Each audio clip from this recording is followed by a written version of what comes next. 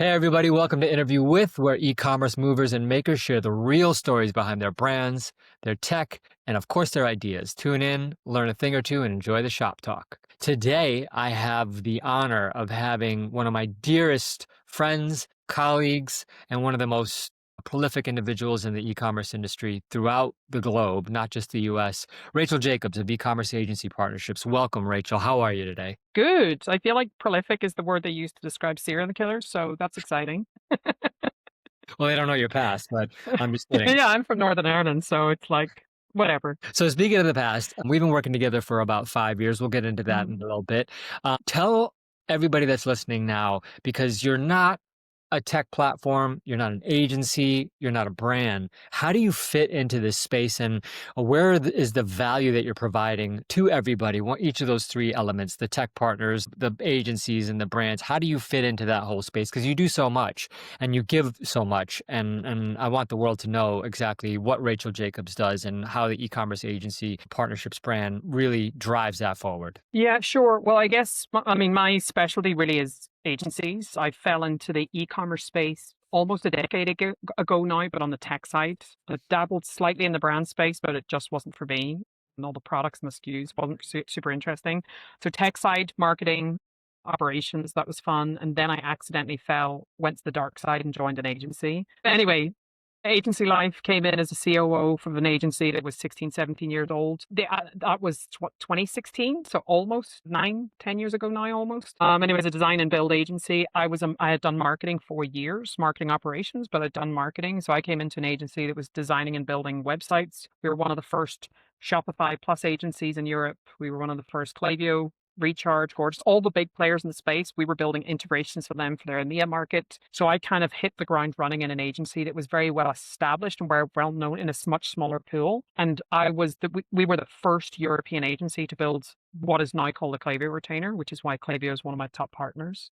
We built retainers around our subscription services, around customer support, all that. Before retainers were even a thing, it was just services, learning how to build growth services on top of Shopify when we were working primarily with Magento migrations at the time. This is when M1 was sunsetting, and it was migration to M2 or over to Plus. So we were getting all of that business. So we really specialized Magento subscription over to Plus. How do we then take a brand that is spending 10, 20, 30, 50K a month on time and materials maintenance to then try and get a cut of that on growth services? So we were kind of like building the plane where we were flying it at the time. It was very exciting. So that was really the foundations, taking an agency that was design and build, project to project, famine feast, to then flipping the business on its head and being 70, 80% retainers within 6 months, all growth services. And Let's talk about that for a second and come back to the rest of the story, because one of the things that you taught me when we first started working together, you looked at our business model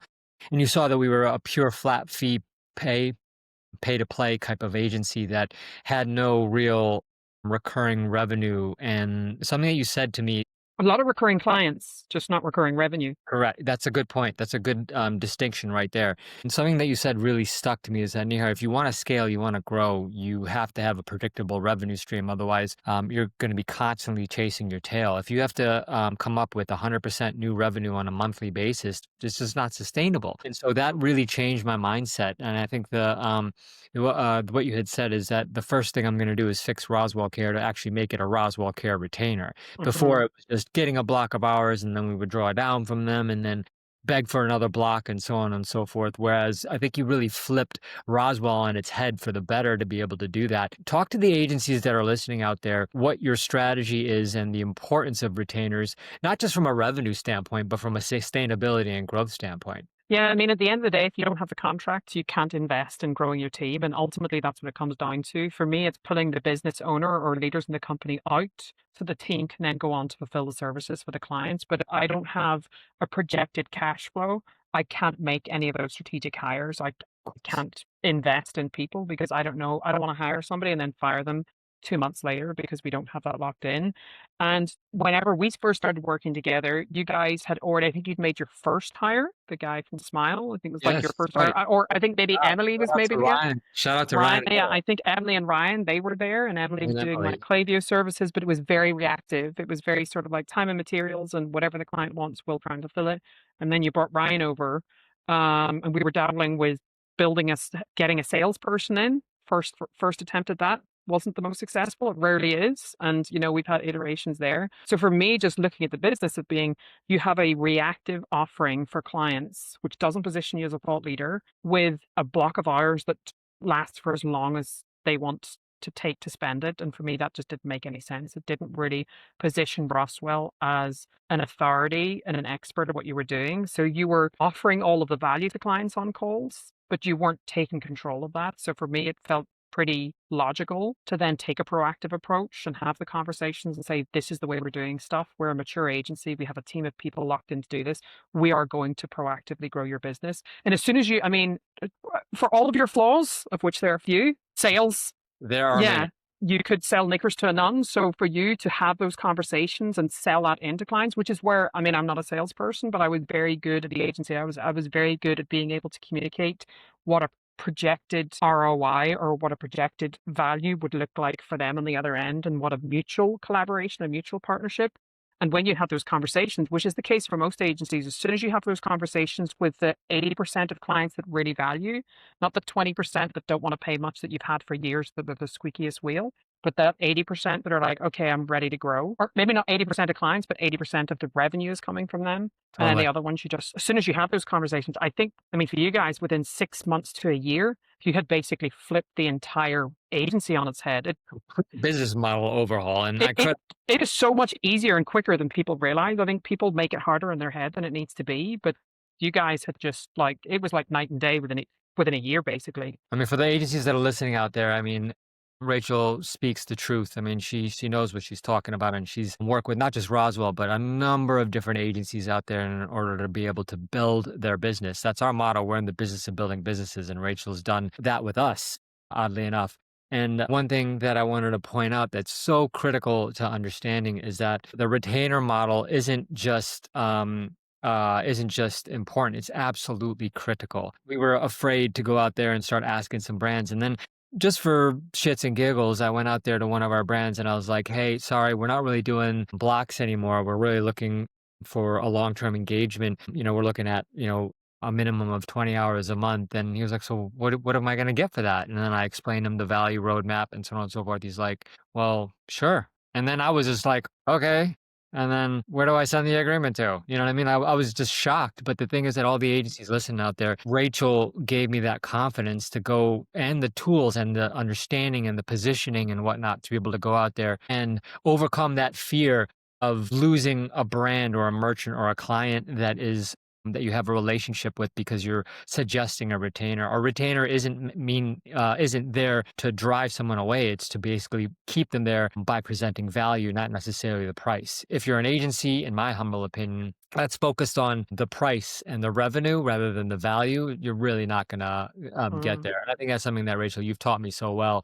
And I'd love for you to kind of expand upon your role and how it evolved from when you were on the agency side. And how did e-commerce agency partnerships begin? Where did the concept come from? And how has it evolved since then, from when we first started working together, which was smack dab in the middle of the pandemic, maybe right at the Mm-hmm. beginning, to now 5 years later?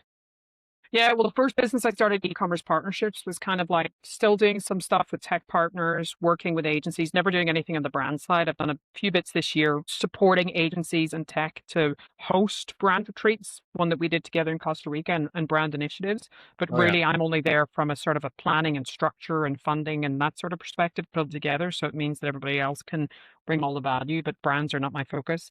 Yeah, E-commerce but partnership that's one thing I want to say is that even at the Costa Rica event, you made an indelible impression on the brands. Like, they understood your powerhouse approach to the agencies, which makes the agencies they work with that much more stronger. So don't discount right. yourself when it comes to the brands. Yeah, but I have no interest in working with them. None whatsoever. Too much. There's too many people that are blowing smoke up the arse of brands. So for me, I'm just like, you guys are all like, what is it, like white cotton gloves? And that is not, I'm more like a wrecking ball coming in and bulldozing the thing down. That's So for it's sure. just, yeah.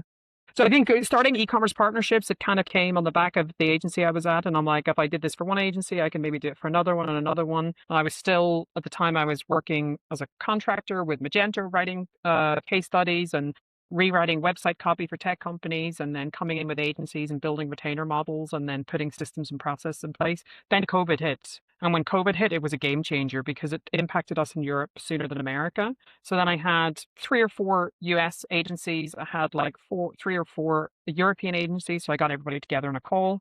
Then I made it a public thing. And then within 6 months, we went from having about 8 people meeting once a week to talk about how COVID was impacting to thousands. It was like it just exploded. And that was what the industry needed. So I kind of went where the agencies needed me. And then it was like, okay, you need your systems and processes. Okay, you need the foundations. Okay, I need to get the business owner out and we need to put the people in place. Then we need to do executive coaching with the people. But I think above everything, every single thing, the number one value I think that I have brought to the agencies I work with is the mindset. And I know that for the very start of our collaboration, you're a busy guy, I'm a busy girl. The very start of that collaboration we would get on calls and get on calls, and they'd be valuable, but you were distracted. Oh my God, I remember. I mean, funny tidbit for all of you listening. I remember Rachel sitting across the screen from me, and I was multitasking as I always do, and I'm trying to do that much less now. But at that time, I was a master multitasker, in my humble opinion, which really means that you're really not doing anything. But just joking. But I was on a call with Rachel, and she could obviously tell that my eyes were darting in different places, and I was delayed to answer questions, and then she pounded the table and said to me, Nihar, if you don't pay attention to me, then this is a waste of my time and your time, with a number of expletives inserted that I'm saving you all from hearing. And then I was like, oh my God, you know what I mean? I was like, am I paying you or are you paying me? I was like, Jesus. But then, it really, was a powerful impact on me because it made me realize that you're not just doing it for the check.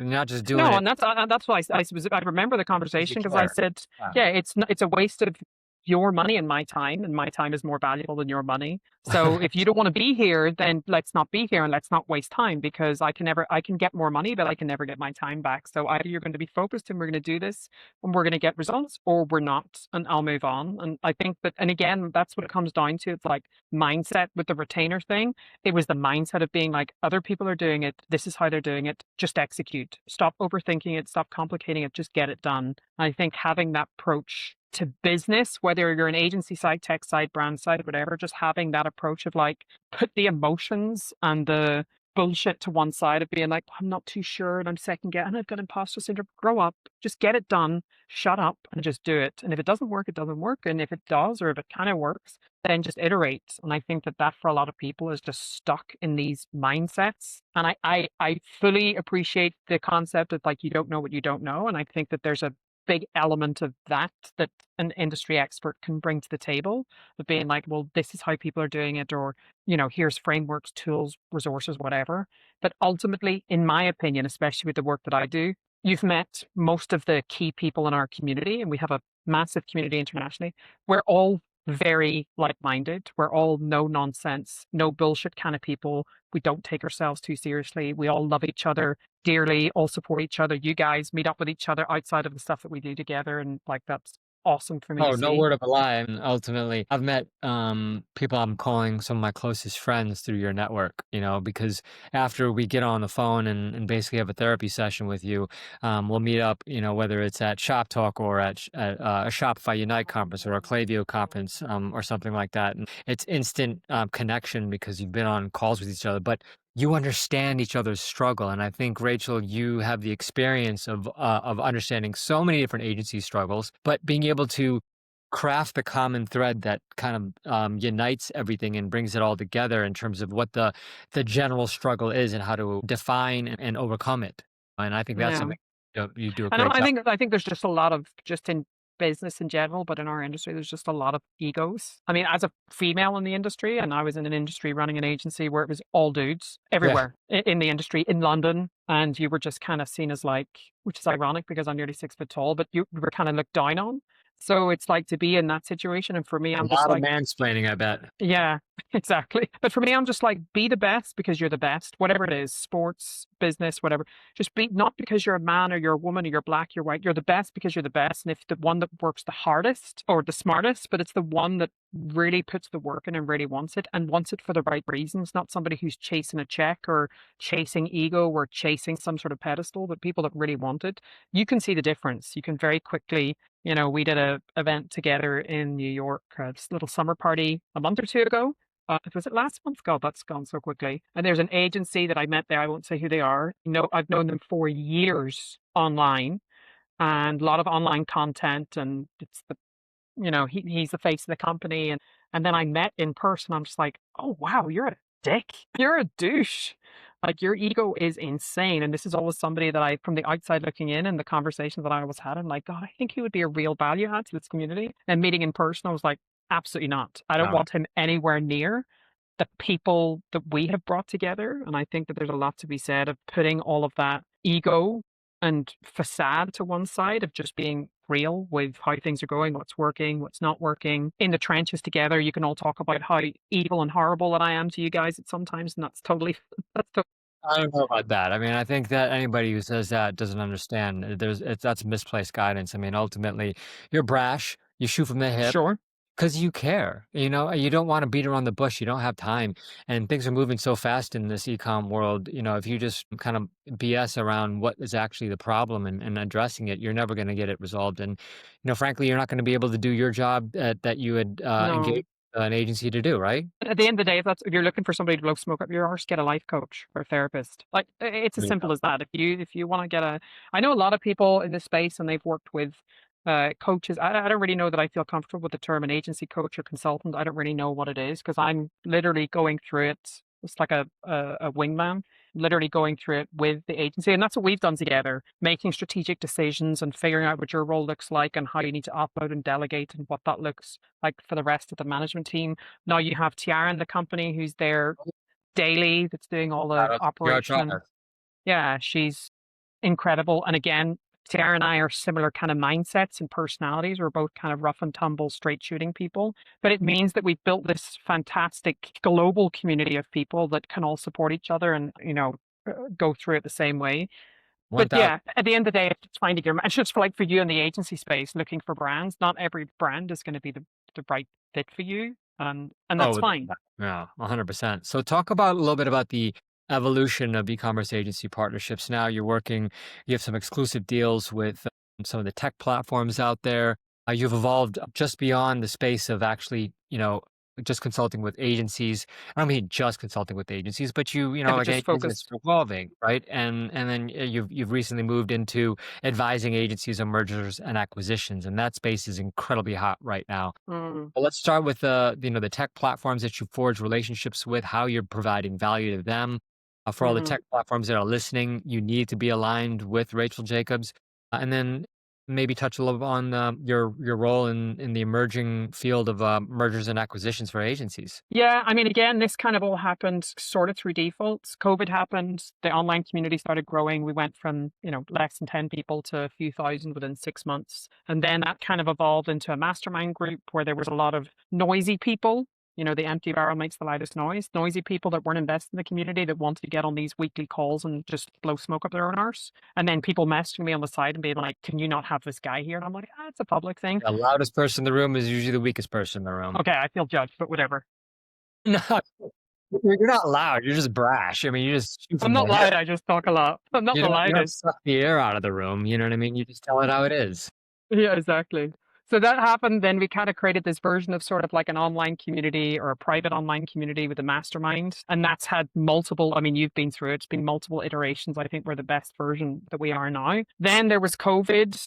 And fortunately, like I said, Klaviyo, we built one of the first Klaviyo retainers. I'd worked with Gorgeous from the start. I'd worked with some of those partners.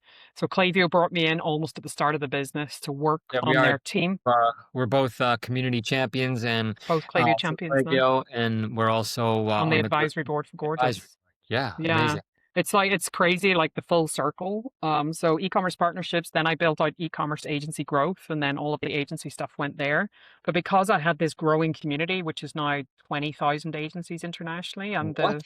yeah, I over didn't know that. 20,000. 20,000. Yeah, That is. I didn't even realize there insane. were 1,000 agencies out there. Yeah. Geez. I No, do. at And 20,000 agencies, there's hundreds of thousands of agencies out there. yeah, sounds So, about right. Yeah, but geez. to Wow. have a curated community of agencies through the newsletter, through LinkedIn, through like lots of different areas, to have that all where it's like, I think my newsletter is 15,000 agencies that are on the newsletter that have subscribed to that. I believe And that. it's a 50% open rate every single time. So it's like a home run for agencies that want resources, want templates. So for the tech partners, it is like shooting fish in a barrel. And eventually what happened, Klaviyo have been like, well, can you teach our team on this? Can you coach our team on how this works? Can you teach us like what works in an agency? How do we support them better? And that's been a really good foundation. Then other partners like Rebuy and Gorgeous and Clear and all those sort of people asking for the same sort of support. And Klaviyo had said, we would love to have some sort of event that's dedicated pure exclusively to agencies. So as soon as COVID opened up the restrictions in 2022, we had the first summit, which you spoke at. You were on the main I stage. We had the remember. first summit in Toronto, and that was like 100, 120, 130 people. And since then, we moved it out of Toronto. We have Austin, Valencia for Europe, and then Scotland for the UK. So we just had our sixth summit 2 weeks ago, I think. And And that has been an opportunity to just get agencies together.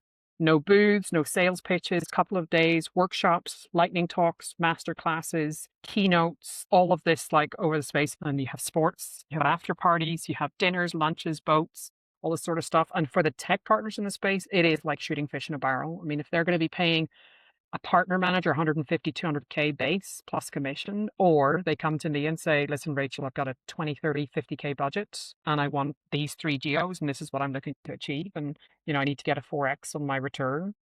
yeah, It's a you no brainer. yeah, you're kind of like the navigator, the hub of the wheel of this entire industry and able to kind of connect people. And that's something you do such a good job of. I mean, I don't know anybody else that does a better job of putting people together that can gain value immediately from that relationship, but not just value from a transactional standpoint, but build a long-lasting partnership and relationship that's going to go far beyond just the actual business that you're going to do together. And honestly, in my humble opinion, people like to work with people they like, you know? Totally. And when you develop that relationship and it's genuine, that's very important. Genuineness. Mm.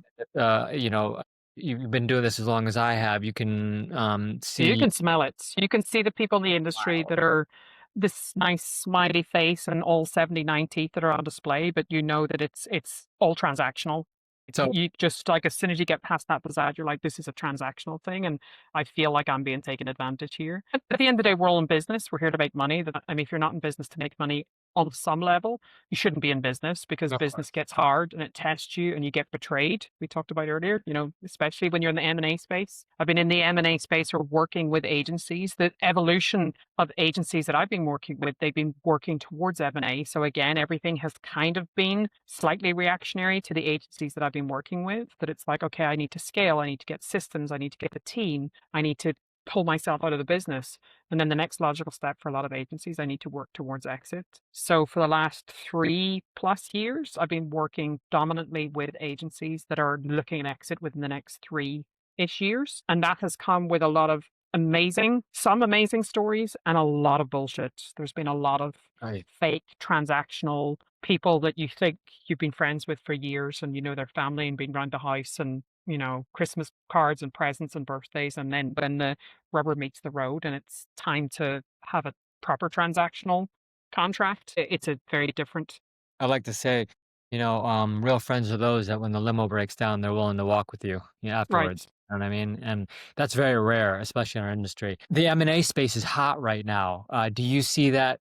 I'm sorry, the M&A space is hot right now when it comes to agencies in the Mm, e-commerce space.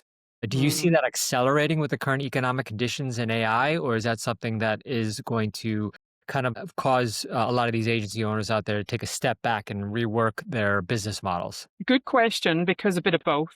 I think that it's hot right now and probably will continue this version of agency model probably for the next 6 to 12 months. The M&A space will continue to grow, especially with bigger buyers that are looking for roll-ups and have a bigger exit on the table. So I think that's, as long as they're hitting the numbers, that's what's going to happen. I'm already, because I work both buy side and sell side, so I work with buyers and groups. We're already getting questions of like, I don't want to speak to agencies that don't have an element of AI because I want to future proof my Of course. investment. So we're already starting to see that. So I think within the next probably 12 months, this version of agency and demand and interest for this type of agency, for the most part, is probably going to die down. And I think it's probably going to be another 2 or 3 years before the next wave of acquisitions really starts to explode again. And that profile of agency, I think, is going to be massively different to the one that we have right now. I think it's going to be largely AI driven. I think that obviously the human element, we're in the services space, so that's massively important. Agencies are going to have to be able to provide excellent human quality, but also then match that, the human element with the AI and the automation element. So I think that, like, a lot of agencies just are not going to make that. In my opinion, a lot of agencies are not going to make that transition. I couldn't I mean, agree. even if you just look at the numbers, over 90% of Shopify brands are doing less than $1 million a year. Shopify are rolling out tools like AI storefronts and Sidekick and stuff like that. That 90% of brand, the agencies that are servicing them, I Well, don't think there's place for those type of agencies for not much at all. longer. Not at all. We're almost out of time, and I would love to have you on anytime you would like. You're amazing, Rachel, to me and to Roswell and to the entire e-commerce agency space. Tell everybody what you have on the roadmap for the rest of the year and what to look forward in 2026, how they can get involved, and then lastly, how they can reach out to join the community. Yeah, well, the rest of the year, I've been smart this year. I front loaded basically everything. So I just did my last in person bigger event 2 weeks ago. In my opinion, the e commerce market is Q1 and Q2 is front load events, fill the bucket. Totally. Q3 and Q4 is My liver is like nodding right now. it's done. Q3 is kind of quieter, and that's when you do harvesting. And then Q4 is like your last hurrah. So I've kind of built my strategy around that. We'll have next year, we're going to have at the end of this year, we have our end of year retreat in Gran Canaria for agencies. There's usually 30-ish agencies come there. Start of the year, we're going to kick off the year with an annual planning workshop for the agencies in our community in Colombia. So I'm excited about that. Then we've got Shop Talk. Then I've got my US summit in Austin, and then the usual Shop Talk EU, my UK summit, and my EU summit. So nothing too crazy, but keeping it exclusively for our community. So the community e-commerce partnerships or e-commerce agency growth, people can reach out to me, and the people that Is there an email? What's the website? What's best for you? they can find me on the website.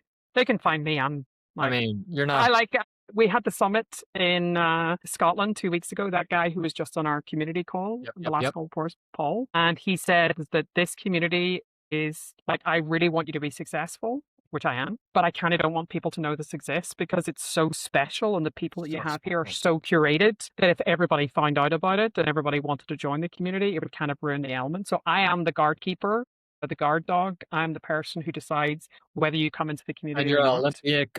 You're an Olympic. Commonwealth, not Olympic. Yeah, I had a serious injury before Commonwealth, so I never made it to the Olympics. But yes, Commonwealth medalist. So my bite is much worse than my bark, for Oh, I sure. know. You Oh, know. I know. I know. Oh, Rachel Jacobs, it's a pleasure and an honor to have you on the show with interview with the Roswell's exclusive podcast. We'll have you on again. Appreciate you so much, and I look forward to seeing you at the events in the future and just getting a chance to spend that personal time with you that I really cherish. Yeah, we really invested in that this year, which was awesome. I'm really happy Amazing. with that. Thank you so much, Rachel. We'll see you soon. Okay. All right, take it easy.